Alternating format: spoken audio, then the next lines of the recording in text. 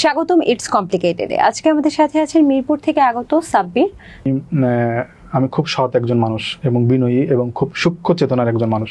সূক্ষ্ম চেতনার মানুষ হওয়ায় অনেক সময় অনেক ছোট ছোট বিষয়গুলো আমার কাছে খুবই ভালো লাগে, যেটা অন্য মানুষের কাছে খুব সাধারণ, বাট আমার কাছে ভালো লাগে। আবার অনেক সময় অনেক ছোট ছোট জিনিসগুলো আমার কাছে খুব বেশি হার্ডও হয়, আমি কষ্ট পাই, এরকম অনেক বিষয় আছে।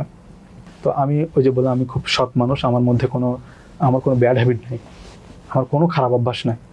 তো আপনি যদি একটা সিনেমা দেখেন যে কোনো সিনেমাতে ভিলেন নাই বা কোনো রহস্যজনক কিছু নাই, ভয়ঙ্কর কিছু নাই, ওই সিনেমা কিন্তু কেউ দেখে না।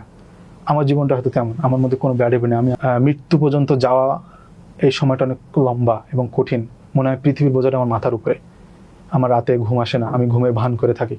আমার পাশে যখন সবাই ঘুমায় আমি তখন ঘুমের ভান করি, কিন্তু আমার ঘুম আসে না, এবং আমার সবচেয়ে বড় কষ্টটা হলো এখানে যে আমি সবসময় একটা কথাই বলি যে আমার অনুপস্থিতির ভয় পাওয়ার কথা ছিল যার, সে আমার উপস্থিতির ভয় পেয়েছিল। এটা আমার সবচেয়ে বড় কষ্টের।